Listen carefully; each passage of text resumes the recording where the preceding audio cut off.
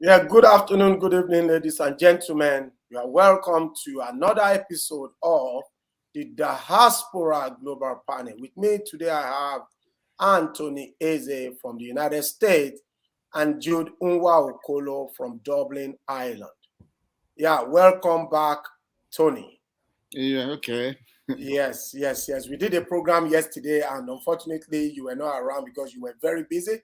So we let our audience know that yes, you'll be joining us again. So welcome. We really love to have you. Thank you. Yeah. Today we are going to talk about it's still continuing the Professor Yemi Oshibajo's declaration for the 2023 presidential election. We know that during his declaration, he mentioned 4 points, achievements that he has made in the last 7 years, with the President Muhammadu Buhari. He mentioned, the economy, and people actually knocked in because, we know that unemployment has risen, all-time high. Inflation rose too, and our naira is nothing to write home about, and our GDP declined by over $41 billion. This is, to me, is not an evidence of a good performance, in any shape or form. It's not an evidence of a positive performance. So he talked about servanthood, loyalty. He talked about security intervention. And people are saying that in Nigeria today, there is insecurity all over Nigeria. The country is worse off when you compare when President Muhammadu Buhari took over in 2015. And to cap it, he spoke about loyalty, that he has been loyal to the president. And he spoke about continuity, loyalty, continuity, that he wants people, to give him the mandate so as to extend, the government of President Muhammadu Buhari. So that, to me, I think that the person that wrote that speech, should be sacked. It was poorly written, but before we proceed, let me just play a video, okay? We stumbled on this video, online. It's a video produced by the Ghanaian government, when they are seeking re-election, because they want the citizens of Ghana to give them another chance. So they produced a video, okay, to show people what they have achieved over the years. Let's play this video. Time in our history, Ghana is implementing one district, one factory. For the first time in our history, Ghana has drones for medical delivery, and Ghana is the world's largest medical drone delivery service. For the first time in our history, Ghana has successfully issued a digital national ID card. For the first time in our history, Ghana has implemented a digital property address system. For the first time in our history, Ghana has mobile money interoperability. For the first time in our history, over 80% of adults in Ghana have a tax identification number. For the first time in our history, Ghana is implementing one district, one hospital under Agenda 111.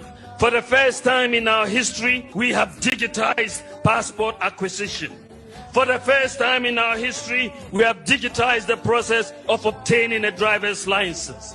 For the first time in our history, Ghanaians can renew their NHIS membership from their mobile phone. For the first time in our history, government is implementing a pension scheme for cocoa farmers. For the first time in our history, Ghanaians were provided free electricity for lifetime consumers for a year during the COVID-19 pandemic. For the first time in our history, Ghanaians were provided free water for a year during the height of the COVID-19 pandemic. For the first time in our history, government has provided free Wi-Fi to 700 senior high schools, 42 colleges of education. For the first time in our history, government has implemented one constituency, one ambulance. For the first time in our history, government has established Zongo Development Fund. For the first time in our history, we have built more roads in our first term than any first term government in the Fourth Republic, and we are continuing. For the first time in our history, we are implementing free TVET, and we have established the Ghana TVET service. For the first time in our history, our government has implemented free SHS. For the first time in our history, Ghana has paperless clearing of goods at our ports. For the first time in our history, Ghana has implemented the Ghana.gov platform. The future. And many more. That is Ghana. Yeah. My brothers, that is Ghana. One district, one hospital, one district, one company. Look That's at what I call an achievement. That's an achievement. monumental achievements Yeah. these guys could showcase. Okay, but we have the Vice President of Nigeria, Professor Yomi Osinbajo, trying to convince us to elect him as the president of Nigeria come 2023. He spoke about, this 4-point agenda. I mean, this 4-point achievement. And Tony, what do you have to say about this? Dr. Kunle, thank you for having me today. It was shocking. And to me, I wouldn't blame the writer of that speech, because the vice president, by his stature, legally, pastorally,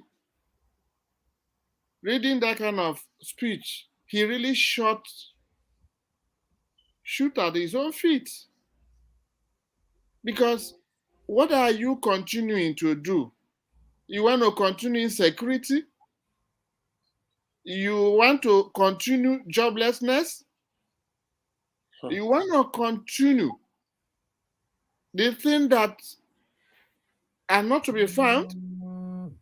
And not at this time when every Nigerian, including northern elders, openly came. That the base of the president recently came and said, our son, you have failed us and you have failed the nation.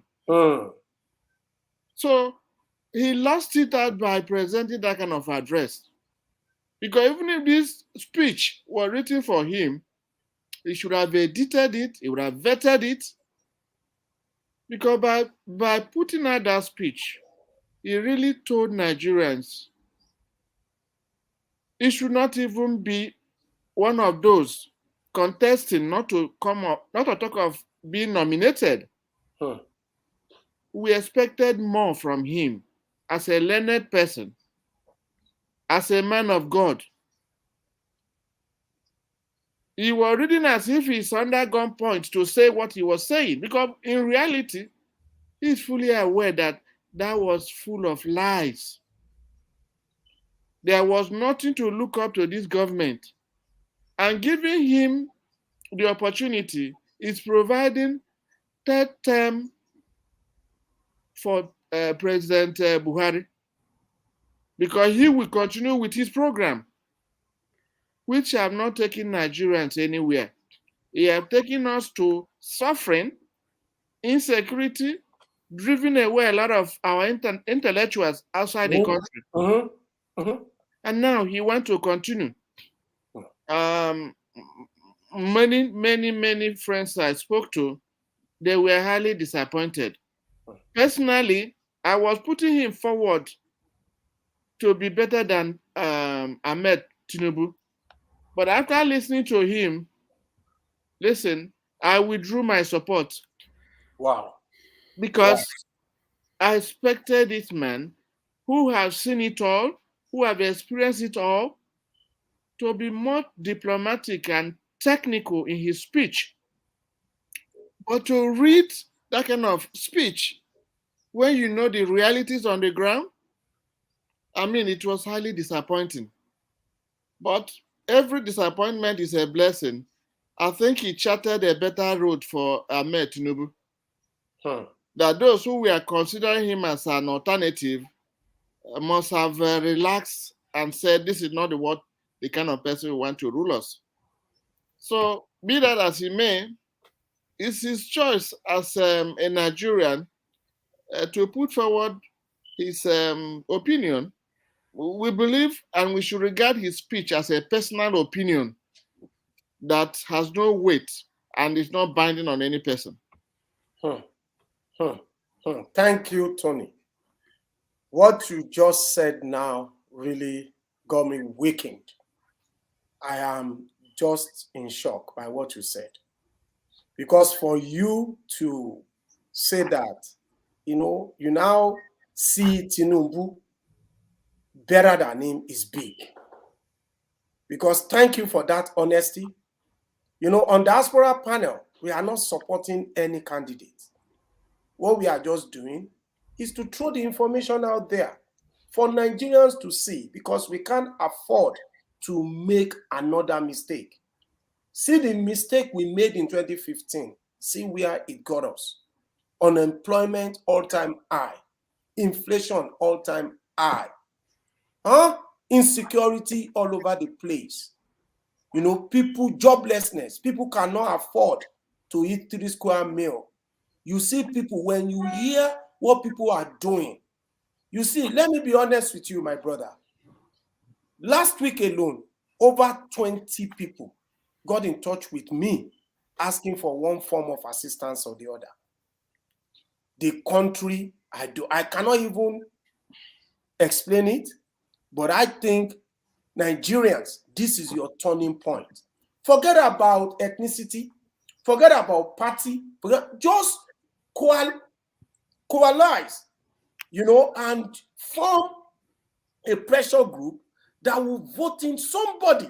It may be somebody that is not even popular, to deliver us. Let us vote in a Mose. And Musa, as the Muslim will say, somebody that will deliver us from this problem and take us to that promised land. Jude, over to you. Yeah. Tony, thank you so much. It touched my heart as well. When you said he shot himself at his feet, it touched me, because it's just like you were communicating what is in my mind. You just did everything. You just summarize everything in just one bit. I just thank you, Tony, for that. You see, because we were the people, we were thinking this guy is so innocent. Yes. This guy is just trying to see how he can help Nigeria. But you see, you cannot cheat God. You cannot cheat, how God planned things to be. This election exposed who this guy is. This election exposes VP Osibanjo. Especially the declaration speech. Declaration, yeah, that means the election. If VP has not made that speech, that statement, yes, we won't know who he is. So God, you cannot cheat God. He just came out and said what he said. God just pushed him to say that, so that we can know that that guy there is a killer. He's just hiding under a green grass. And the same thing he has done to Tinubu, is what he's going to do Nigerians, the Yoruba people, when he takes over power. He's going to be submissive to them that put him in there. So he has betrayed his people. He has betrayed Asiwaju. For just imagine, how can he come to say, for instance, in the podium, if they ask them to come for a debate, him and Asiwaju, how can they face each other? I mean, it's embarrassing, you know. So the same way he's going to sell these people to whoever he want to sell them to without fear. He's not a man we should trust to be in that position. You can see from the video there the achievement of the Ghanaians. They were so proud to display that, and when I saw that, I was like in tears. What can we say we have achieved in the last 7 years in Nigeria? What can we say that Osibanjo and Buhari have achieved in Nigeria? For him to come out to tell us, this is the point, Jude, they will point to one or two things. What is that? I can assure you.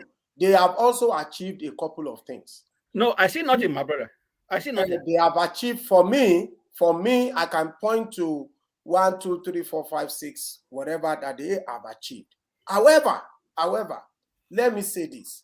You see, why I am just shocked by Oshibajo's speech was the fact that was the time this man was supposed to lay the cards down, to let Nigerians know, this is what I've done, see what we did. I supported the president to do this, to do this, to do this. What he was just saying, it was like God just made him to make those mistakes. Yeah. As if nobody kind of checked the speech. Okay, nobody critiqued it before presenting it. Okay, this is where I am shocked, and I believe that is God working. Exactly. Is God working? Exactly. Because if I were to be his assistant or his personal, so I would have said, Oga, I beg, don't bring this to the public. Yeah. Tony, do you know before this time? Sorry. Do you know before this time? I was thinking he is the right man for the job. Yeah, I knew because we talked. But when he made his speech, it shocked me. Yeah. And I knew that this guy took part in all decisions in the last 7 years. He was there. He said it. I'm not quoting what I don't know. He said it. He said he was there from the beginning. How loyal he was. You know, he was there in all the meetings. How they work in security and stuff like. I was like, how they worked on security. How they worked on this. I was like, oh, you were there. So you are both of them. Thank you so much for telling us this. God bless you. And he said something, Tony. Yes. Tony. He said something. He said that loyalty. However, we know that when the president traveled, I think it was in 2018 or so, 2019, when 2018, the president traveled, 2017, 2018, the president traveled for medical checkup before, and then Oshibaju took some decisions, and when the president got back, the president sacked most of his aides. So how can you now be talking about loyalty? Because that thing happened. You know, there was a reason for sacking your aides. That means there was a distrust. Yeah. Tony, over to you. Yeah, you see, when we talk of good relationship between a president and vice president, there is none between both parties. In fact, when the president travels, oftentimes he disobeys the constitution. Powers are not usually officially. There will be a pretense that power has been handed over to the vice president, but in reality, no, he is not. He wasn't in charge during those days. And for some instances that you mentioned, there's no loyalty. It's a question of every person struggling to survive. Now, coming to the idea of whether they achieved anything, they did. All of us are aware that there are some few achievements. Yeah, they actually made. Yes, we can point to one or two. Exactly. We can see our train coming back to life. Yes. The transportation they made. Yeah, it was recently that our naira fell apart. It was strong to a reasonable extent during their regime, But my own requirements about achievement is peace and security. Most Nigerians living abroad, they not just enjoy the food or so many amenities they have abroad. It's like you can leave your door open 24 hours and nothing will happen.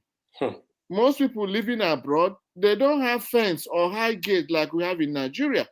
Yeah. Even with all those gates higher than the main building itself, people are still being kidnapped today. People are still being thieves are all over the place. What achievement can you mention without peace and security? If there is no security, you have not achieved anything. If you look at the list Ghanaians we are raising, in reality, if you check most of those things, Nigeria has virtually gone up to that level. But you cannot enjoy any of that without peace and security. That's what a country is known for. It's not the amount of physical thing you put down there, and the people who are supposed to enjoy it are being slaughtered every day. People have just been slaughtered a couple of weeks. Is it in the northern Nigeria? Yeah. Up to now, Northeast. the culprits had not been caught, and the governor in those areas made it on a national television loud and clear that I know where these people are. Yes, we know where they are. I know where they are. I'm in touch with their daily communication because they're being monitored. And a president and a vice president sits in Abuja and nothing has happened. And the vice president had to read to Nigerians exactly around this critical time. It's like you are telling them that what you are hearing is fake or what you are seeing is fake. It was highly disappointing. Well, Nigerians are fools. They can't see. But let me make it clear in terms of maybe supporting Tinubu. At this material time, both Northerners, reasonable Nigerians from the north, west, south, are pointing to Southeast for the next president of Igbo extraction. It is, the voice is becoming louder and louder. So dropping my support for the vice president, I'm not just nominating Tinubu as of course. Tinubu can represent the West, okay. But at this time, all hands must be on deck because I read daily, I listen to videos, channels, and all those things. Every person now, the one voice that is going viral in Nigeria now is president of Igbo extraction. Yeah. Nigerians did it to the West when Moshood Abiola was killed. Obasanjo was picked to mellow. He was handpicked. Yes, he was handpicked to pay back to the Yorubas the injustice done. If any person from North, West saying anything about not compensating the Igbos for the injustice, even for 4 years, let these people be assured they are part of Nigeria.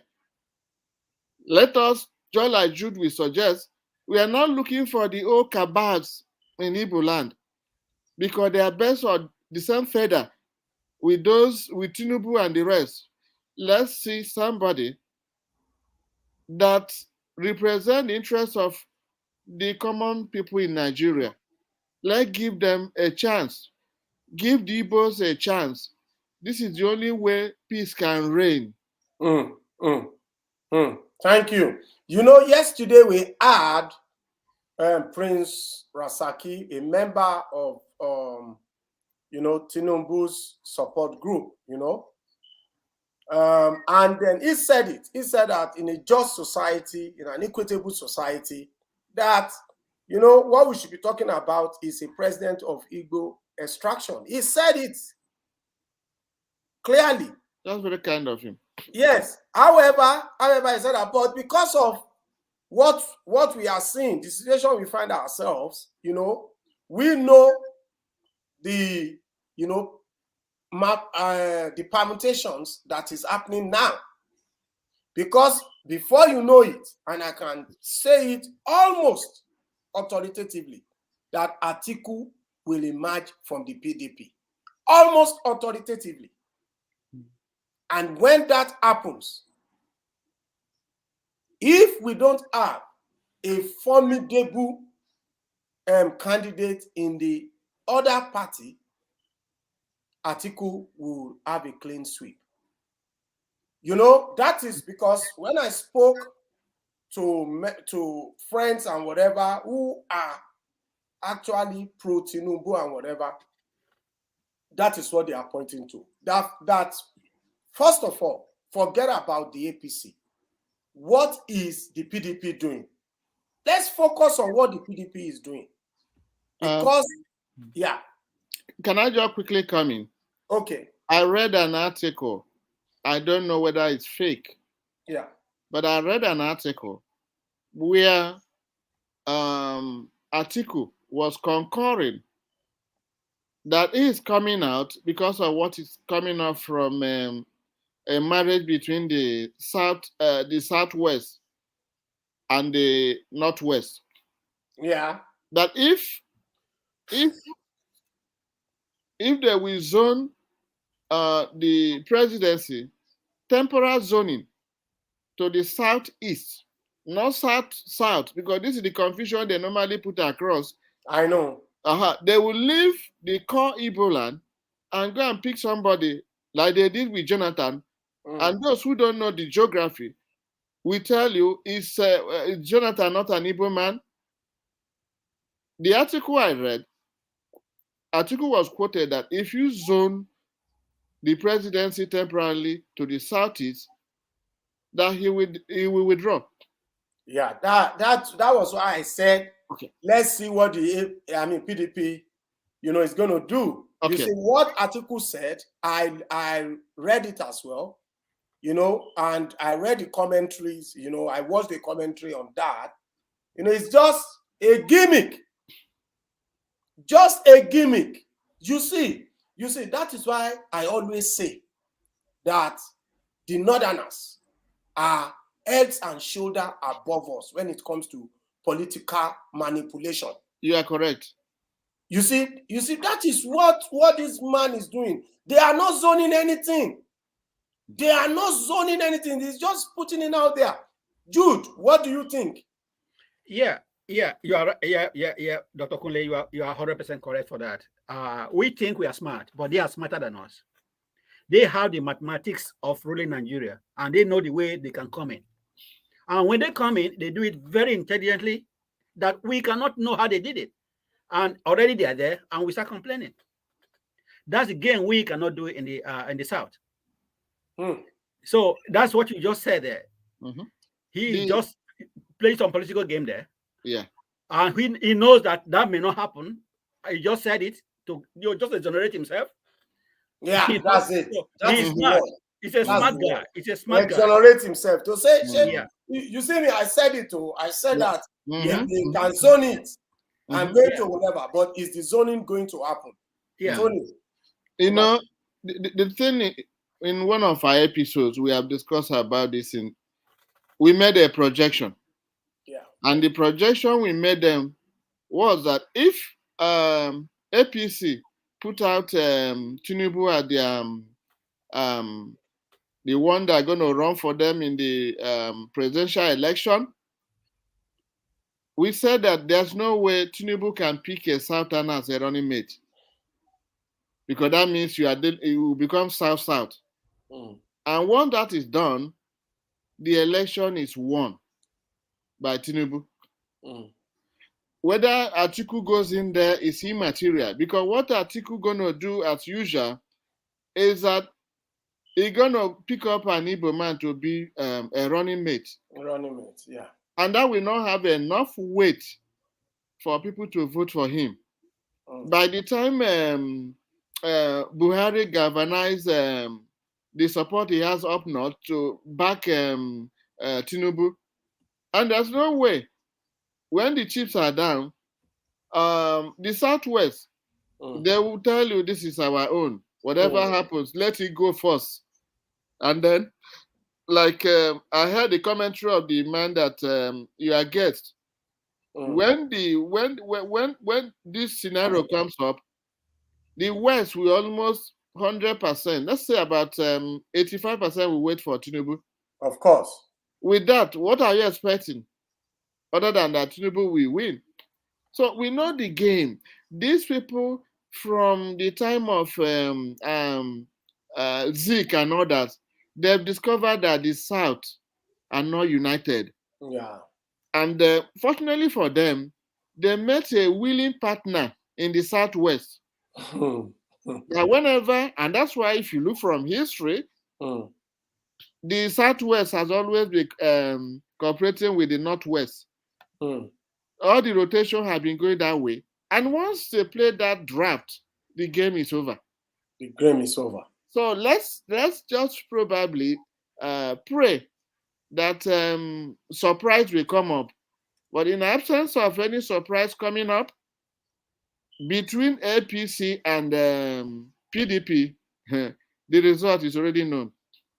Wow. Thank you, Tony. We are nearing the end of today's program.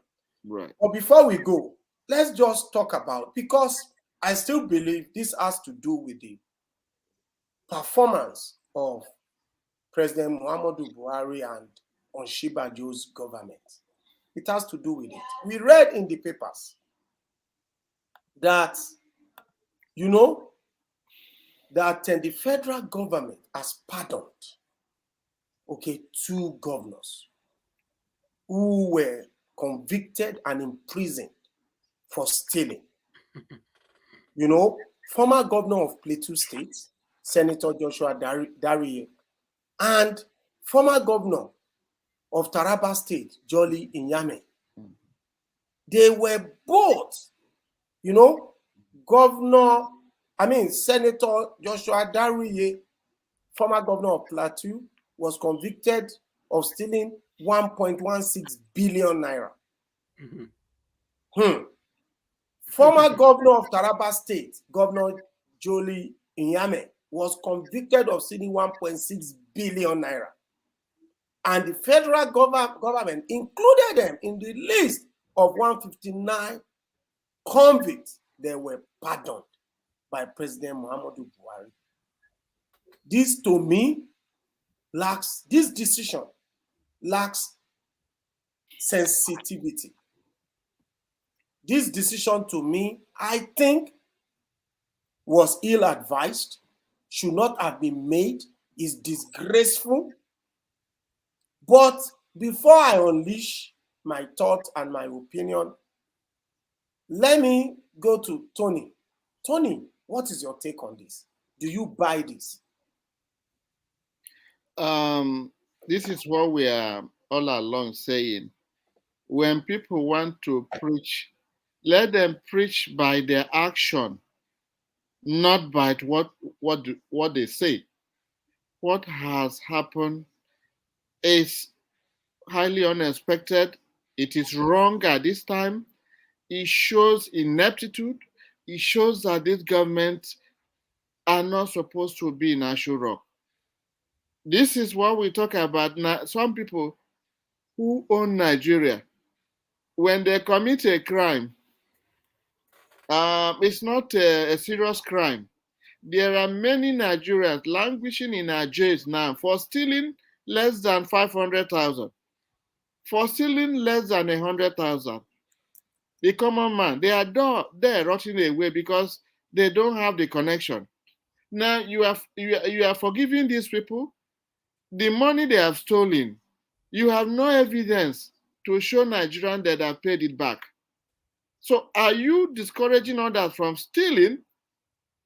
No, you are encouraging corruption. And this is a government that has sworn to clean up corruption in Nigeria, but they ended up having monumental corruption. And then this is what we're saying. The government did not see any person in jail in the southern Nigeria. These are all northerners. Apart from the wrongdoing, this is not what you expect from a government that is worth regarding or remembering in Nigerian history.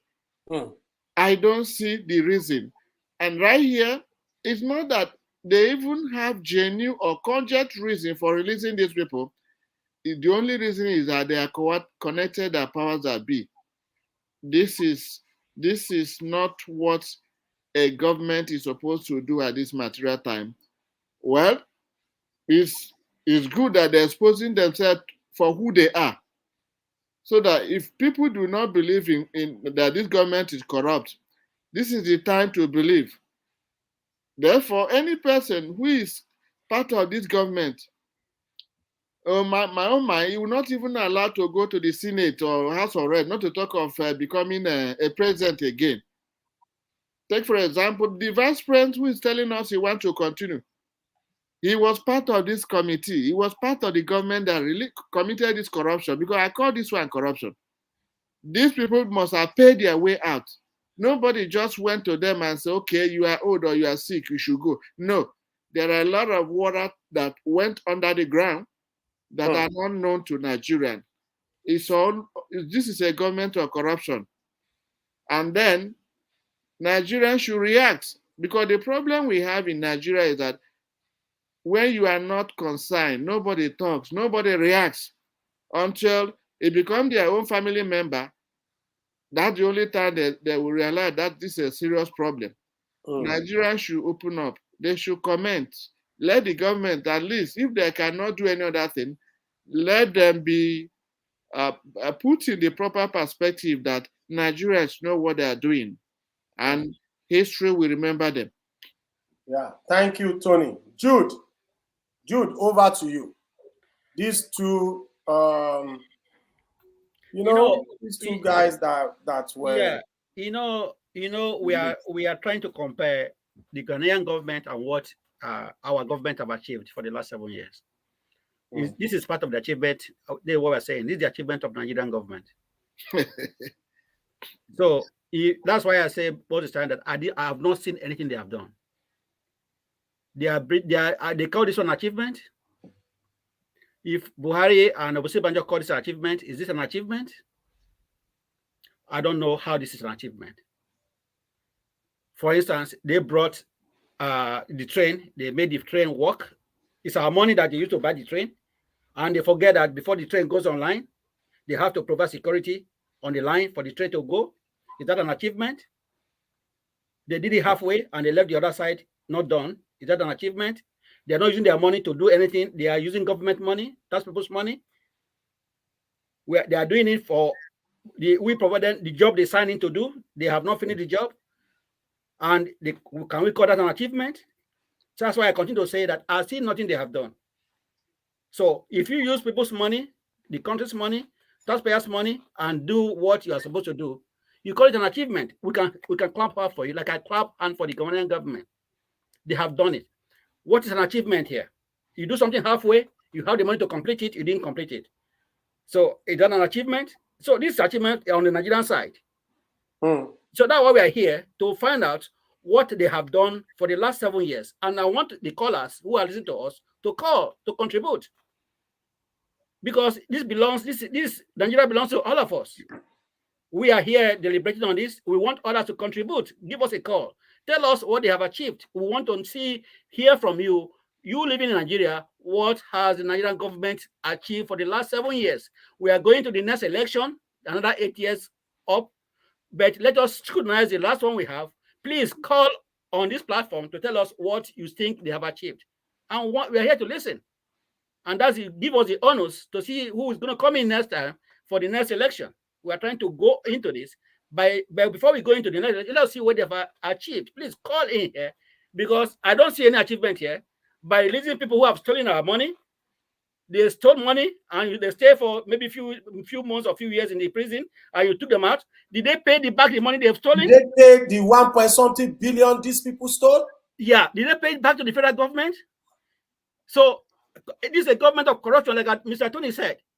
You stole our money and they asked you to go. So why should the next person who wants to be a minister not steal money, and knowing that after 6 months, yes, after stealing they will Release me. Release why? Tell me. And we are talking about corruption. And when they put them in corruption and corruption index by the body, world body, and they start the World Anti-Corruption. Yes, and they start complaining. Why should we be there? Yes, But they will say why did you put in Nigeria? You remember during Jonathan, I think commuted Governor Alai Masiga, what's his name? The sentence, you know that he was sentenced as well, right, for fraudulent practices, and he commuted it. So these are the things we are talking about. They condemned Jonathan, they condemned him, but this is happening now. 2 governors that you guys have released. Why? These people stole our money. They Where's the money? Where's the money? So why would you release them? Yeah, where's the money? We need the money. That's the main thing. Because let them get the money. And this is what this guy Rotimi Amechi was talking about. He said, it's because you don't stone us. You don't stone us. We come, we steal, we go. Another person will come, they will steal, they will go. You know, this is shocking. I'm not saying anybody should stone anybody. No. But I believe that the government has been ill-advised. I don't care the number of sons. I don't care the number of brains, the number of first-class materials that you have on your payroll. This government of President Muhammadu Buhari has been ill-advised to release those 2 governors, Ndame and Dari. This is shocking. It's shocking. Tony, we are closing. What do you have to say to our viewers? My fellow Nigerians, we are here just to expose what we discover, and we always want you to react. We are not here, we are not against any government. We are not against any individual. What we are here is that we are helping the voiceless for their voice to be heard. Oftentimes, when you call people home and you talk, most of the things that are happening in Nigeria, most Nigerians are not even aware. How many Nigerians see by common men in Nigeria see by newspaper to read what is going on? Some of TV station and electricity is not there. So oftentimes we don't even know what is current. When I talk to people back home, sometimes they say, how do you people who live abroad hear about messages that we who are on the ground don't hear? Please, people are exposing themselves. We know who they are now. If they are calling you to support them, please defend your vote. Thank you. Vote for the right candidates. We need peace in Nigeria, and all of us are saying, including those in Nigeria, that people of Igbo extraction, that one should be picked to compensate the Igbos for the long-time marginalization so that peace will reign. We support the genuine one, not just members of the present group. We need a neutral person to save Nigeria. Thank you. Yeah, thank you, Tony. Jude. Yeah, well, this is a very important topic we have dealt on today. And while we are still comparing these people because the broadcast of the VP shocked us. So I'm just trying to think, what is the achievement they have done? I've not still got it till now.